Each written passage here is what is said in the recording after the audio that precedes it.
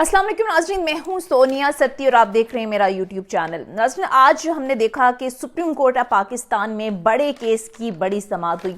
आज सब के सब नज़रें जो हैं वो सुप्रीम कोर्ट ऑफ पाकिस्तान पर थी, क्योंकि हम देख रहे थे कि मुसलसल जो पीडीएम का इत्तेहाद था या हुकूमती जमातें थी वो इलेक्शन से राह फरार इख्तियार कर रही थी। लेकिन चीफ जस्टिस ऑफ पाकिस्तान ने आज हमने देखा कि बड़ा कैटेगोरिकली ये कहा कि इलेक्शन आइन और कानून के मुताबिक 14 मई को ही होंगे और तमाम सियासी जमातों के नुमाइंदों को आज पेश होने का हुक्म दिया गया था।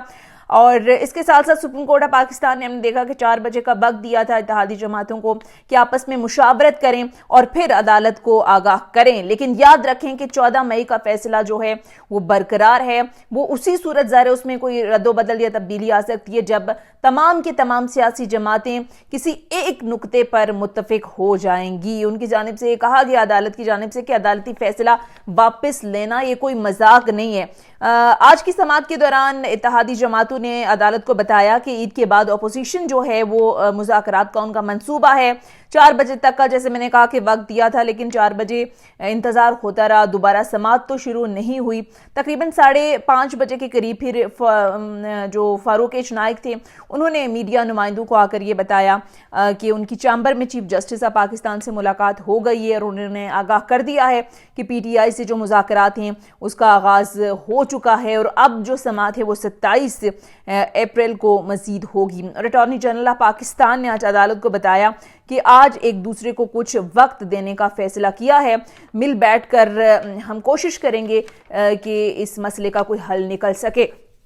आज अदालत के अंदर हमने देखा कि तमाम की तमाम जो सियासी जमातें थी, चाहे पाकिस्तान पीपल्स पार्टी हो, चाहे ख्वाजा साद रफ़ीक साहब हों, मुस्लिम लीग नून के जो नुमाइंदे वहाँ पर मौजूद थे, उन्होंने खैर मकदम किया है मुज़ाकरात कर। उन्होंने कहा है कि इस क्राइसिस से निकलने का वाहिद हल जो है वो मुज़ाकरात हैं।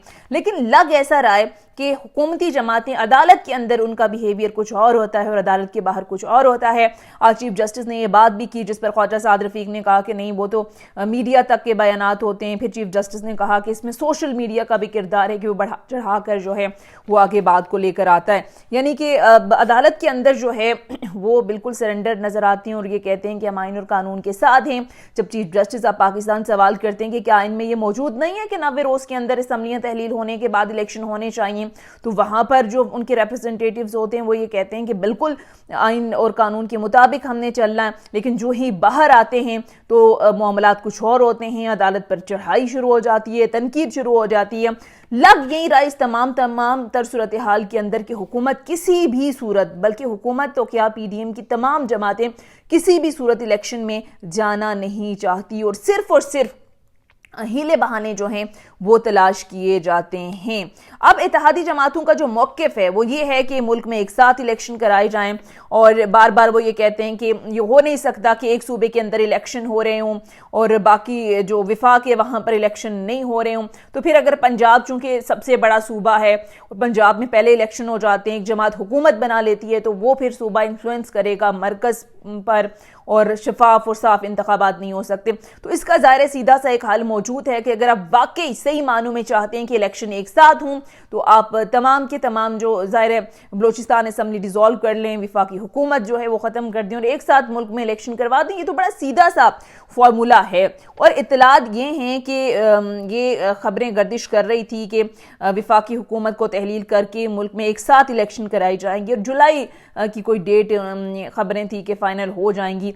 लेकिन फिर जब ये तय हो चुका था तो ज़राए से ये खबरें सामने आई कि नवाज शरीफ ने फिर सऊदी अरब से शहबाज शरीफ साहब को और मौलाना फजलुर रहमान साहब को फ़ोन किया और ये कहा कि चाहे अदालत कह रही है, चाहे आइन के अंदर लिखा है, चाहे सुप्रीम कोर्ट ऑफ पाकिस्तान के चीफ जस्टिस के वाज़ेह अहकामात हैं, लेकिन हमने किसी सूरत इलेक्शन होने नहीं देना।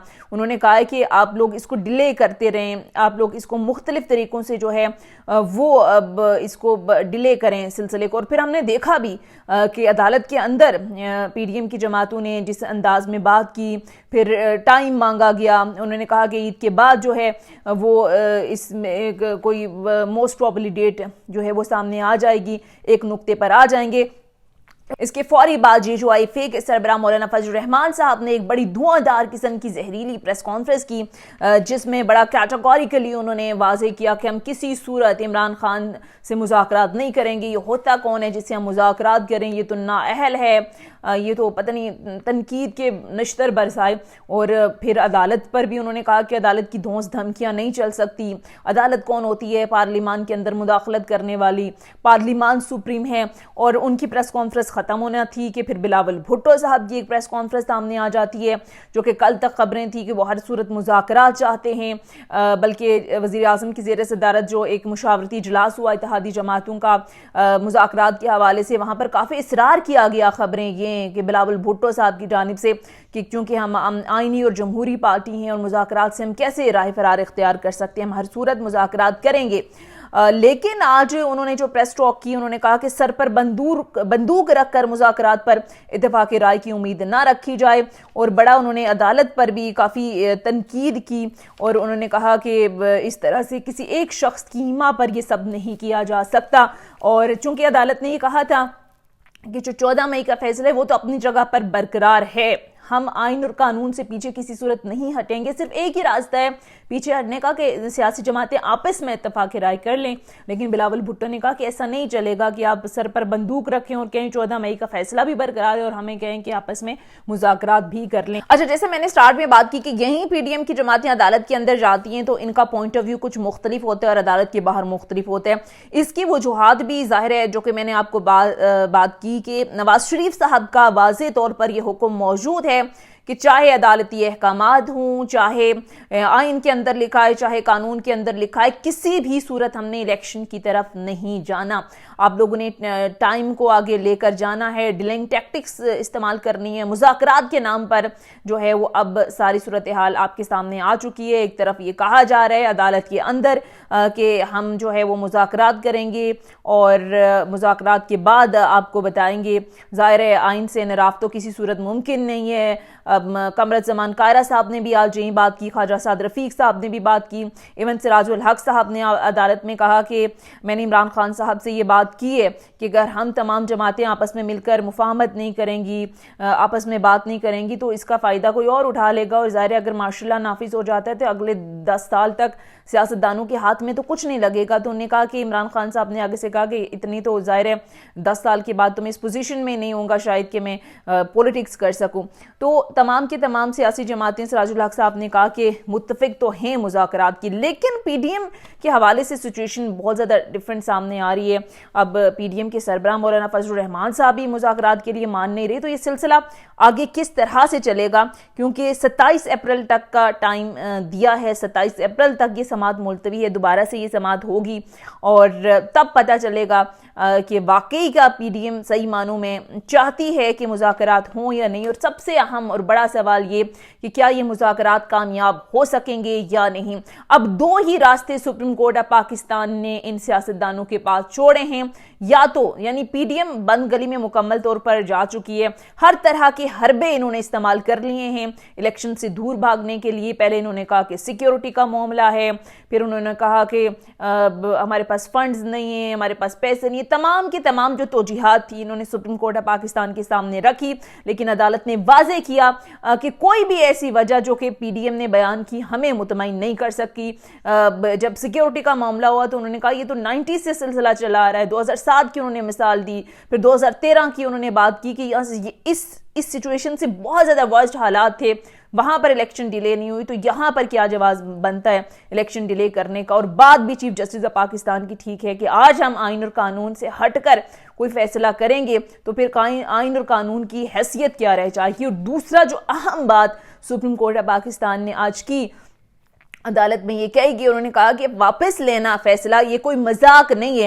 यानी कि पाकिस्तान की सबसे बड़ी अदालत सुप्रीम कोर्ट ऑफ पाकिस्तान एक फैसला देती है और मुल्क की दीगर जमातें ये कहती हैं कि हम इस फैसले को किसी सूरत मानेंगे नहीं, तो ये एक ज़ाहिर है ये हो नहीं सकता।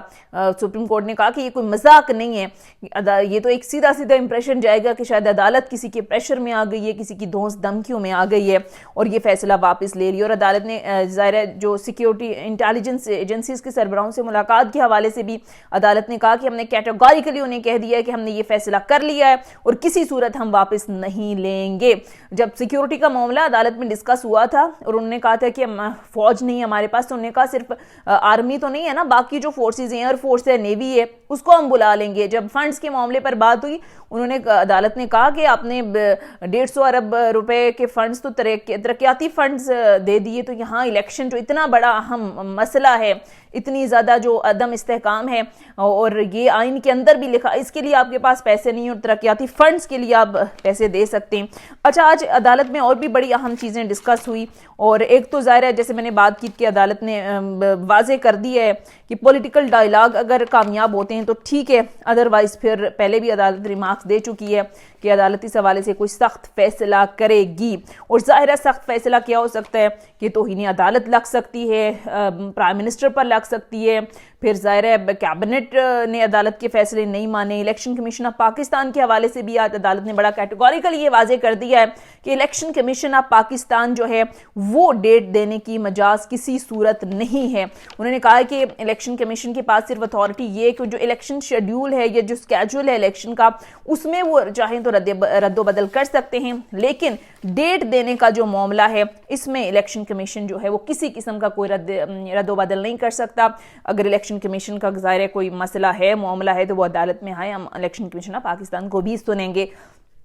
उसके साथ साथ चीफ जस्टिस ने एक दो और भी example the. Chief justice of Pakistan ने कहा कि 70 में जब इलेक्शन हुए थे तो उसके नताइज ना मानने का खमियाजा पूरी कौम ने भुगता था और उन्होंने देखा कि किस तरह से पाकिस्तान 2 लाख हो गया था इलेक्शन के नताइज ना मानने पर। वो सारी सिचुएशन उन्होंने अदालत में कोर्ट की। फिर 77 की मिसाल थी कि कौमी असम्बली के इंतखाबात हुए थे, सूबाई असम्बलियों के जिस अंदाज में बाइकआउट हुए थे, जिससे पूरा एक एहतजाज शुरू हो गया था और इस एहतजाज के नतीजे में मार्शल लॉ जो है वो नाफिज हो गया था। पॉलिटिशियंस अगर मुफाहमत करते हैं, एग्री होते हैं किसी एक फार्मूले पर तो ठीक है, अदरवाइज बट सिचुएशन जो है वो इसके संगीन नताइज भुगतने पड़ेंगे। कल चीफ जस्टिस ऑफ पाकिस्तान ने कहा कि अगर अदालती फैसले पर अमल नहीं होता तो फिर इसके गैर मामूली नताइज आ सकते हैं। गैर मामूली नताइज की तरफ अभी हम जाना नहीं चाह रहे। अदालत, मैं आपको बताऊं, बड़े सब्र तहम्मुल से इस वक्त काम ले रही है। जिस अंदाज में अदालत को क्रिटिसाइज किया जा रहा है, आज मौलाना फजलुर रहमान साहब की आप अगर गुफ्तगू सुने, पार्लियामेंट के हवाले से बड़ा जोर देते हैं, हालांकि खुद तो वो कौमी असम्बली के मेंबर नहीं है, पार्लियामेंट के मेंबर हैं नहीं, हिस्सा है नहीं, लेकिन जिस अंदाज में वो अदालतों पर तनकीद कर रहे थे, फिर सिर्फ मौलाना फजलुर रहमान साहब ने भी, ज़ाहिर बिलावल भुट्टो ने भी आज बड़े सख्त अल्फाज में बात की। अब हालांकि पीपल्स पार्टी के हवाले से कहा जाता है ये तो आइन तख्लीक करने वाले हैं, जुल्फ़िकार अली भुट्टो साहब ने तो आइन बनाया था। और आज पाकिस्तान पीपल्स पार्टी का आप हाल देखें, जो ज़ाहिर एतजाज़ एहसन साहब बड़े सीनियर पॉलिटिशियन हैं, पाकिस्तान पीपल्स पार्टी में बड़ा अर्सा उन्हें सर्व किए है, वो तमाम लोग जो सही मानों में समझते हैं सारी सिचुएशन को कि आइन हर चीज़ से बालातर है। और पीपल्स पार्टी तो आइन बनाने वालों में से वो बड़ा खुलकर सामने आए हैं। एतजाज़ एहसन साहब हर मौके पर आपको नजर आ रहे हैं, इतने एक्टिव हैं और वो कहते हैं कि ये हो ही नहीं सकता कि हम चीफ जस्टिस ऑफ पाकिस्तान के फैसले के खिलाफ जाएं। और फिर लतीफ़ खोसा साहब जो कि उन्होंने भी खुलकर तनकीद की, जिस पर पाकिस्तान पीपल्स पार्टी ने ओहदे से फारिग कर दिया। और भी बड़ी आवाज़ें आ रही हैं, मुस्लिम नून के अंदर से आवाज़ें आ रही हैं कि भाई आप ये क्या खिलवाड़ कर रहे हैं आइन के साथ। जब आइन पाकिस्तान के अंदर एक चीज़ वाज़े है तो हम इससे कैसे इनराफ कर सकते हैं। बहरहाल अब ज़ाहिर कल भी जिस तरह से हमने बात की थी कि आखिर $1 मिलियन सवाल ये है कि पीडीएम क्यों नहीं चाहती कि इलेक्शन हो जाएं, जब उनको पता भी है कि नाहली की तलवार लटक रही है वज़ीर आज़म पर, अदालती अहकामात ना मानने के क्या नताइज हो सकते हैं। ज़ाहिर है यूसुफ रज़ा गिलानी साहब की मिसाल आपके सामने है, अदालती हुक्म ना मानने पर उन्हें नाहल कर दिया गया था, फिर अदालती फैसलों के नतीजे में जुल्फ़िकार अली भुट्टो को फांसी पर लटका दिया गया था। फिर ज़ाहिर है जिस अंदाज में अदालतों के हुक्म के नतीजे में ही फैसले रिवर्स होते रहे, हालिया कासिम सूरी साहब की रूलिंग आप देख लें किस अंदाज में वहाँ पर सुप्रीम कोर्ट ऑफ पाकिस्तान ने सो मोटो नोटिस लिया था और फिर पीडीएम की गवर्नमेंट बनी थी। आज ये लोग बार बार कहते हैं कि ये इख्तियार ही नहीं है चीफ जस्टिस ऑफ पाकिस्तान का, ये सो मोटो उन्होंने लिया कैसे। तो भाई उस सो मोटो पर आपको एतराज़ क्यों नहीं था जब आधी रात को अदालत ने खुली थी और रूलिंग बैक क्रैक हुई थी, उस वक्त भी आप कहते कि भाई सो मोटो इख्तियार होना ही नहीं है चीफ जस्टिस साहब के पास, उस वक्त भी आप फैसला ना मानते और उस वक्त भी कहते कि ये भी तो पार्लियामेंट का फैसला नहीं, ये भी तो असेंबली का फैसला है। कासिम सूरी साहब कौन थे? डिप्टी स्पीकर थे, जाहिर है ये लोग भी असेंबली का हिस्सा थे, तो उस वक्त भी कहते कि पार्लियामान सुप्रीम में अदालत कैसे मुदाखलत कर सकती है। अपनी बारी में सब ठीक है, अपनी बारी में आपके उसूल कुछ और, दूसरों के बारे में आपके उसूल कुछ और।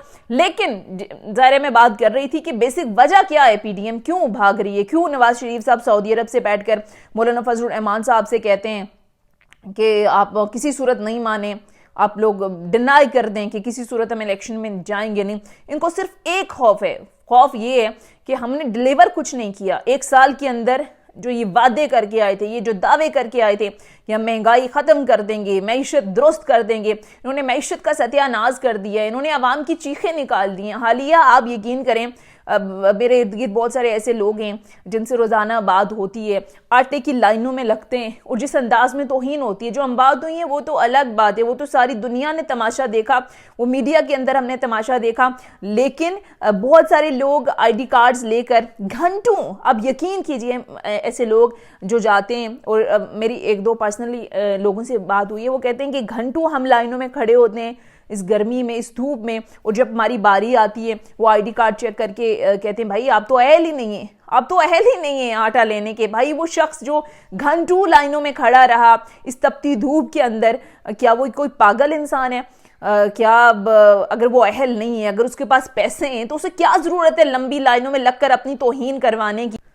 और आटे की लाइनों में जिस अंदाज में लोगों की, जैसे मैंने बात की कि तौहीन की गई। एक कोविड-19 के दौरान एहसास प्रोग्राम स्टार्ट किया गया था, सानिया निश्तर साहिबा को इसका तमाम तर अथॉरिटी दी गई थी, लेकिन जिस बेहतरीन अंदाज में उन्होंने परफॉर्म किया, उन्होंने डिलीवर किया, ये किसी एक सियासी जमात का मसला नहीं है कि पाकिस्तान तहरीक इंसाफ है तो हम कहें कि यार पाकिस्तान तहरीक इंसाफ ने बड़ा अच्छा काम किया, बल्कि ये ओवरऑल हमारा मसला है, अवाम का मसला है। और बहुत सारे लोगों ने उस काम को, उस चीज़ को सराहा कि आपके मोबाइल पर मैसेज आ जाता है, आप अप्लाई करते हैं, फिर बाइज्जत तरीके से वो 12,000 रुपये आपको वसूल कर दिए जाते हैं। ऑलमोस्ट बहुत सारे लोगों को वो रकम मिली जो कि इस रकम के अहल थे, लेकिन कहीं हमने नहीं देखा कि ये धक्कम पेल हुई, अमवात हुई। अच्छा, होता ये कि आप सबक सीखते हैं किसी एक वाक़े से, चलें किसी की गफलत से, इंतज़ामिया की गफलत से एक वाक़या रिपोर्ट हो जाता है, खबरों में आता है, कोशिश की जाती है, हद्दुल इम्कान कोशिश की जाती है, तमाम की तमाम मशीनरी को एक्टिव किया जाता है, क्योंकि रियासत की बुनियादी जिम्मेदारी है अवाम के जानो माल का तहफ़्फ़ुज़ करना। ऐसा नहीं होता कि अपने फ़ोटो सेशन के लिए वहाँ पर जाएं, आटा तकसीम करें, फिर आटे की जो क्वालिटी थी, अब यकीन कीजिए कि उस पर जो जो बातें हो रही हैं, आप उन जो लोग आटा लेकर आते हैं उनसे आप सुने तो आप हैरान हो जाते हैं कि हम अवाम की जो इम्पोर्टेंस है वो क्या है।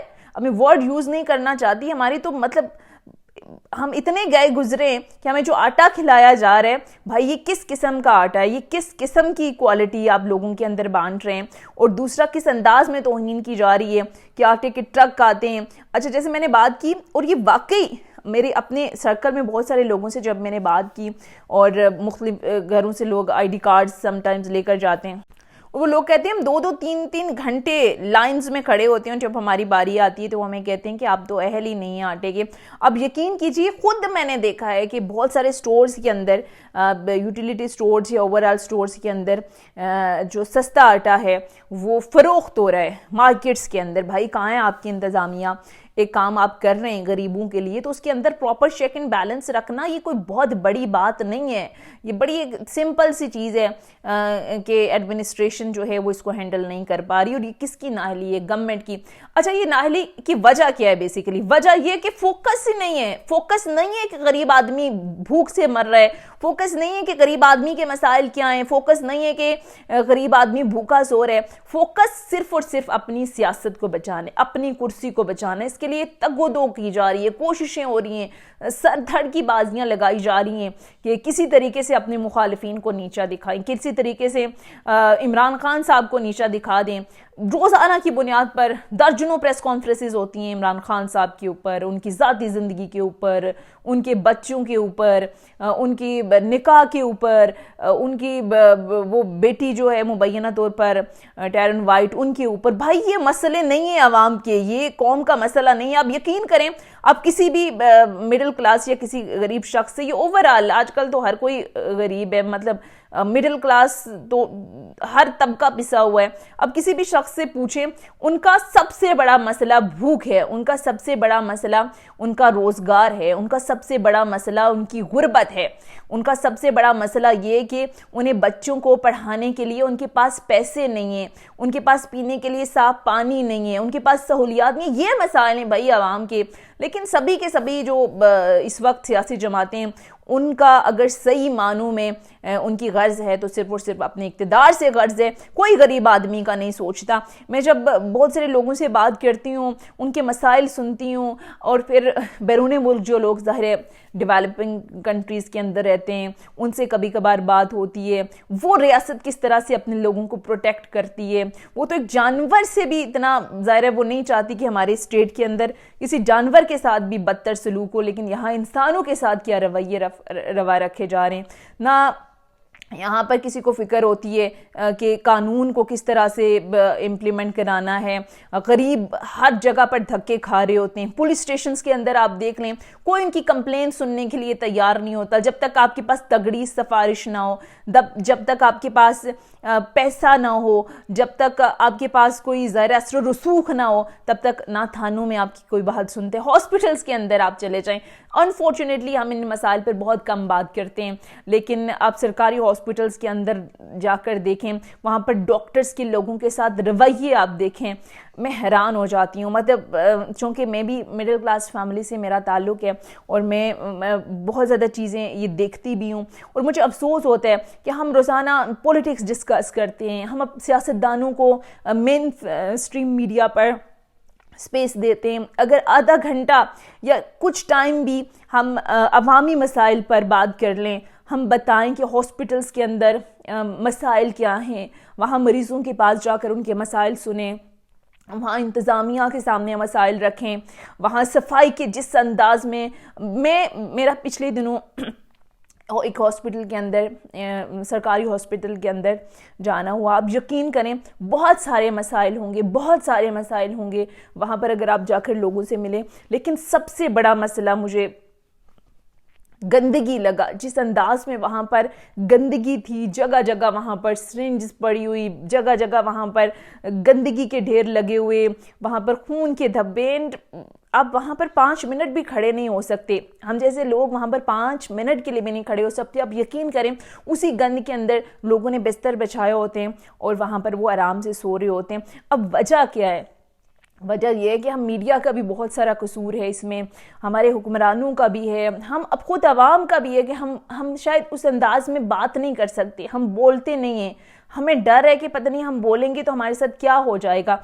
तो ओवरऑल इस सिस्टम को ठीक करना हम सब की एक बेसिक जिम्मेदारी है। अब बात स्टार्ट हुई थी आज की समात के हवाले से, लेकिन जब भी हम बात करते हैं ना कि यहाँ गरीबों के साथ या आम आदमी के साथ क्या हो रहा है, तो फिर अब जज्बात पर काबू रखना बड़ा मुश्किल हो जाते हैं हमारे लिए। अब मैंने हॉस्पिटल्स का तज़किरा किया, मैंने पुलिस स्टेशंस का तज़किरा किया कि थानों के अंदर क्या होता है, आई रोज़ वीडियोज़ भी सामने आ रही होती हैं। फिर